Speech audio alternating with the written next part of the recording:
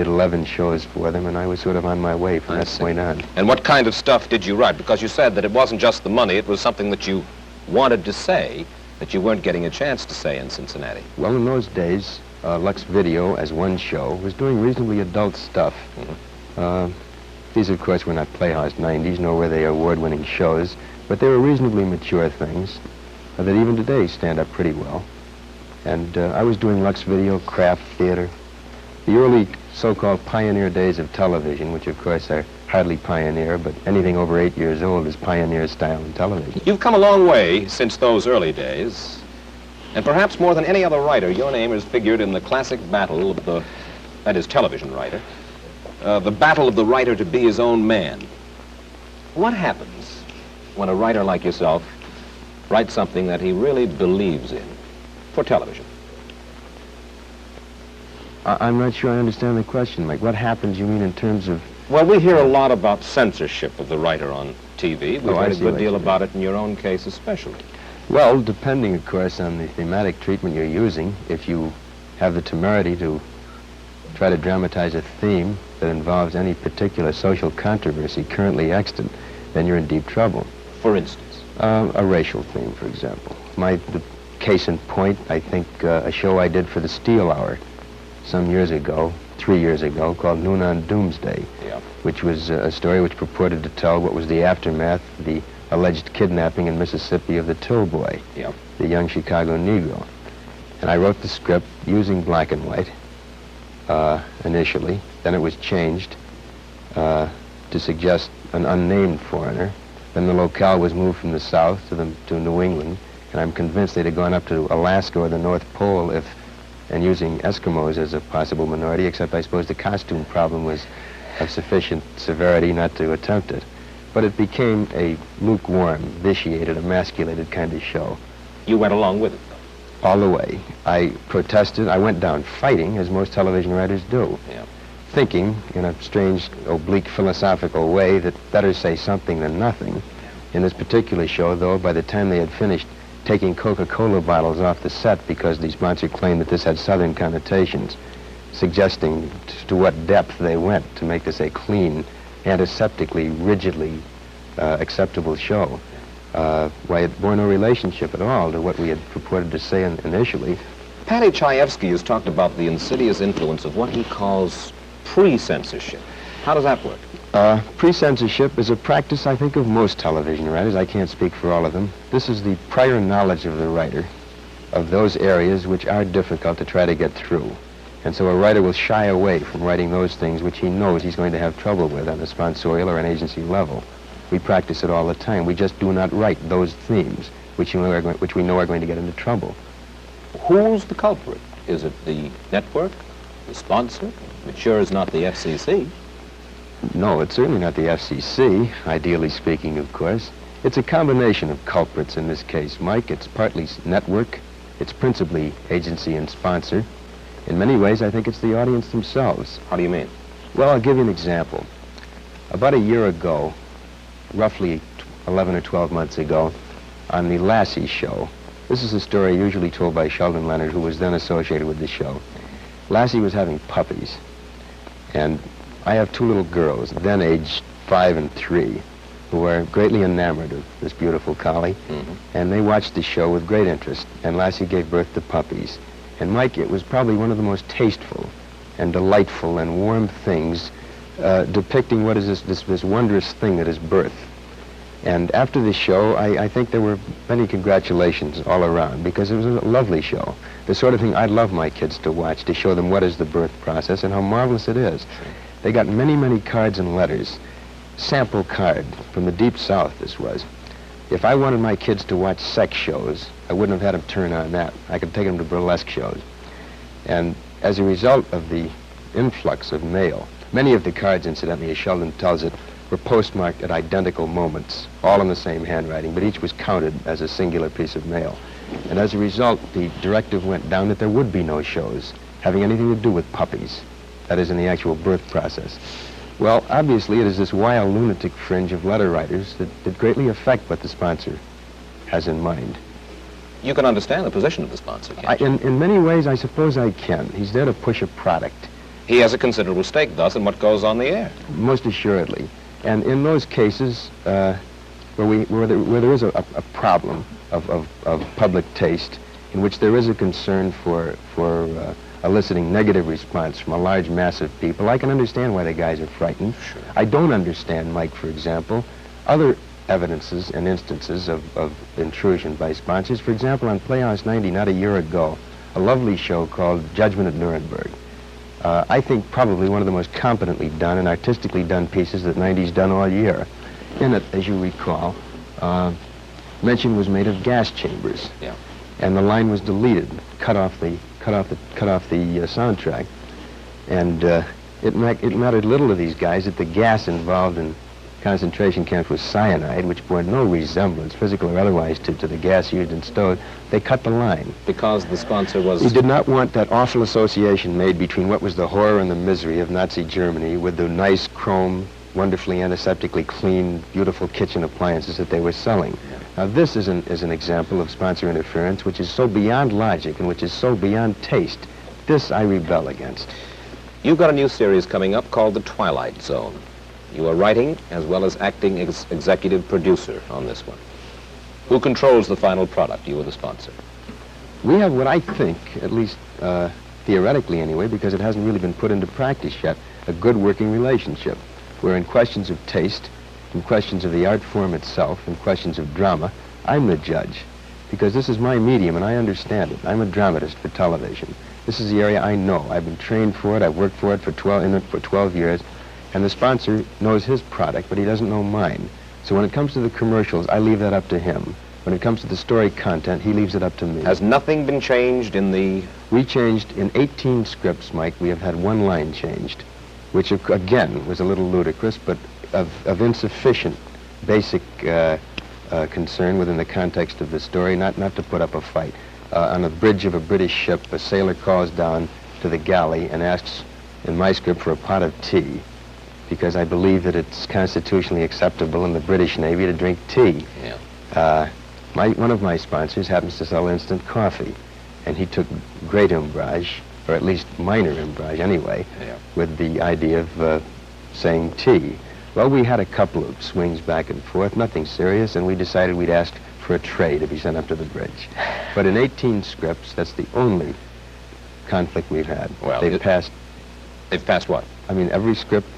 Is pre-censorship, though, involved? Are you simply writing easy? In this particular area, no, because we're dealing with a half-hour show, which cannot probe like a 90, which doesn't use scripts as vehicles of social criticism. These are strictly for entertainment. These are potboilers. Oh, no, I wouldn't call them potboilers at all. No, these are very adult, I think high-quality, half-hour, extremely polished films.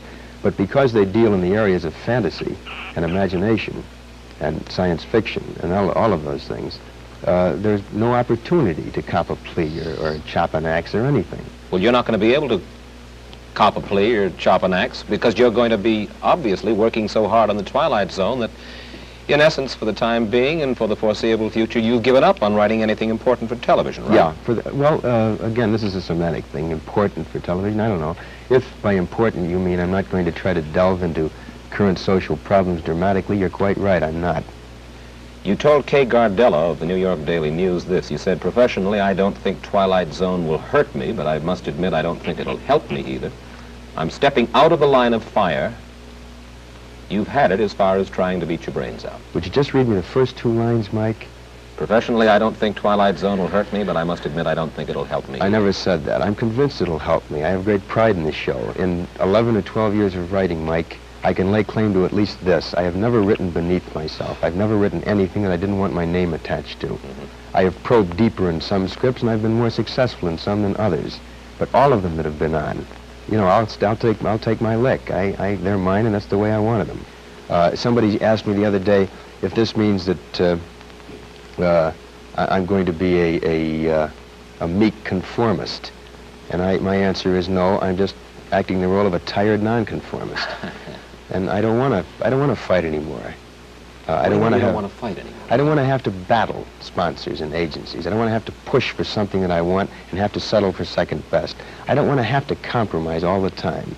which in essence is what the television writer does if he wants to put on controversial themes. Well, then why do you stay in television? I stay in television because I think it's very possible to perform a function of providing adult, meaningful, exciting, challenging drama without dealing in controversy necessarily. This, of course, Mike, is not the best of all possible worlds. I am not suggesting that this is at the absolute millennium.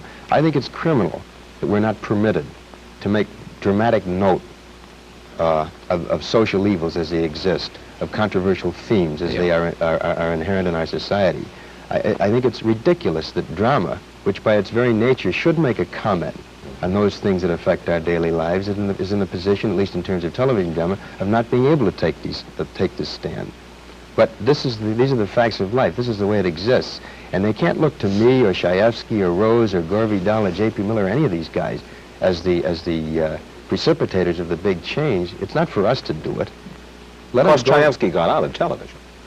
Yeah, he did. And I can't knock that. I think this takes a relative degree of guts to leave a medium that's made you as sociable, as a kind of a household name. Patty was the first guy to kind of lend stature to the television writer.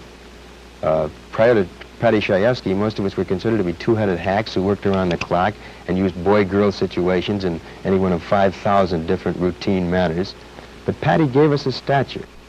And I respect Patty's decision to leave. He felt that he wasn't satisfied with doing things half-best. Do you think you could make it outside of television? Me? Yeah. I'm not sure I could. And I suppose this is an admission of a kind of weakness, or at least a sense of insecurity on my part. I've never had a Broadway play produced. What few motion pictures I've written have been somewhat less than spectacular. And I suppose I stay in the medium partly as an admission of I want to stay in the womb. This is the medium I understand. These are the tools and techniques that I've been versed in for many years. Maybe I don't want to, get stuck up on the board and get shot at with darts in a Broadway play when I'm not sure I'm prepared for it. But Patty was willing to take the chance. Gore Vidal writes novels. Bob Arthur did Broadway. What about you and novels? Ultimately, I'd love to write a novel, and I think next year I'll start my play. Requiem was under option. It was written as a play, and I gave them their money back, and I want to do it over again. But I stay in the medium also because I happen to like the medium. Herb Brodkin, who was a TV producer who was associated with some of your earlier plays, has said this about you. He said, Rod is either going to stay commercial or become a discerning artist, but not both. I remember the quote. He gave it to Gilbert Milstein when Milstein was doing a profile on me in the New York Times. I didn't understand it at the time. I failed to achieve any degree of understanding in the ensuing years, which are 3 in number. I presume Herb means that inherently you cannot be commercial and artistic. You cannot be commercial and quality. You cannot be commercial concurrent with having a preoccupation with the level of storytelling that you want to achieve. And this I have to reject. I think you can be, I don't think calling something commercial tags it with a kind of an odious suggestion that it stinks, that it's something raunchy to be ashamed of. I don't think if you say commercial means to be publicly acceptable, what's wrong with that?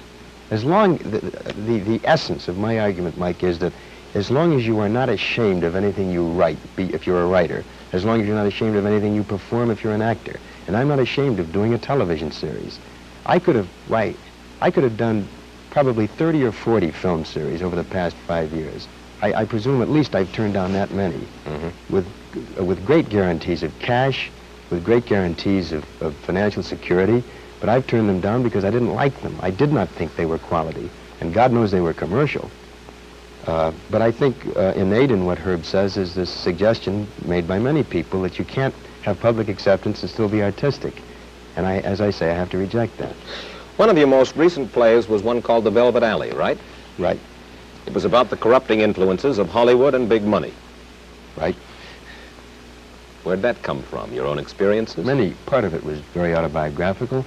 Part of it was a composite of observation of other people involved. Well, what do you mean by the corrupting influence of Hollywood and big money? What is that? What are you saying? I didn't mean to suggest that corruption had a geographical tag, that it was necessarily the corruption of Hollywood. What I tried to suggest dramatically was that when you get into the big money, particularly in the kind of detonating, exciting, explosive, overnight way that our industry permits, there are certain blandishments that a guy can succumb to, and many do. Such as? A preoccupation with status, with the symbols of status, with the heated swimming pool that's 10 feet longer than the neighbor's, with the big car, with the concern about billing, all these things. In a sense, rather minute things, really, in context, but that become disproportionately large in a guy's mind. And also, because those become so large, what becomes small? I think probably the really valuable things. And I know this sounds corny and sort of buckwheatish to say that things like having a family, being concerned with raising children, being concerned with where they go to school, being concerned with a good marital relationship, all these things I think are of the essence. Unfortunately, and the problem, as I tried to dramatize in The Velvet Alley, was that the guy who makes a success is immediately assailed by everybody. And you suddenly find yourself having to compromise along the line, giving so many hours to work and a disproportionate number of fewer hours to family. Yeah. And this is inherent in our business. How many hours a day do you work right now as executive producer and or writer on? 12 to 14 hours a day. How many days a week? 7. And I don't mean, now seriously, I'm not asking for figures here, but obviously, the Twilight Zone is your own creation. You're doing it for money. I think that our audience would be fascinated to know. And again, I don't want to get too specific, but how rich can a fella get under these circumstances? Well, if the show is successful, he can get tremendously rich. He can make $500,000, I suppose. $500,000 of what? A year? Over a period of 3 or 4 years, I suppose, yeah. But Mike, I'm not, again, this sounds defensive and it probably sounds phony, but I'm not nearly as concerned with the money to be made on this show as I am with the quality of it, and I can prove that. I have a contract with Metro-Goldwyn-Mayer which guarantees me something in the neighborhood of $250,000 over a period of 3 years. This is a contract I'm trying to break and get out of, so I can devote time to a series which is very iffy, which is a very problematical thing. It's only guaranteed 26 weeks, and if it only goes 26 weeks and stops, I'll have lost a great deal of money. But I would rather take the chance and do something I like, something I'm familiar with, something that has a built-in challenge to it. It's even possible, though, that if it is a success, you could make well over the $2 million that you suggested, right. 4 years, $500,000 apiece. Quite right, but I happen to feel, after a year and a half of working 12 to 14 hours a day, it's worth it. And I think I rate it. I think anybody does who works that hard and can create an idea and can make a show go. 30 seconds. Is television good? Some television's wonderful. Some television is exciting and promising and has vast potential. Some television is mediocre and bad. But I think it has promise, Mike. I think this can conceivably be a real art form. And I stick with it for the reasons I said, and because I think that it can only improve, and can improve tremendously, and I think aims toward that. Rod Serling's story can be summed up in just a few words. From 40 rejection slips to 3 Emmy Awards, from a trailer home to a hacienda in Hollywood complete with swimming pool. It hasn't been a long road, but it's been a hard one, and the last couple of miles have been paved with gold. We thank Rod Serling for adding his portrait to our gallery, one of the people other people are interested in. Mike Wallace.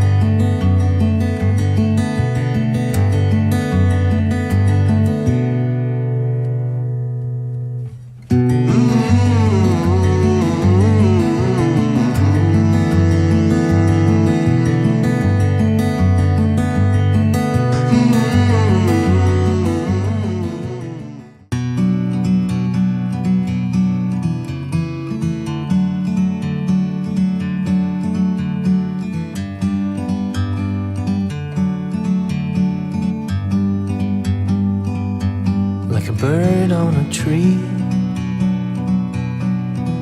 I'm just sitting here. I got time. It's clear. clear to see. From up here, the world seems small. We can sit together. It's so beautiful, you and me. We meant to be in the great outdoors, forever free.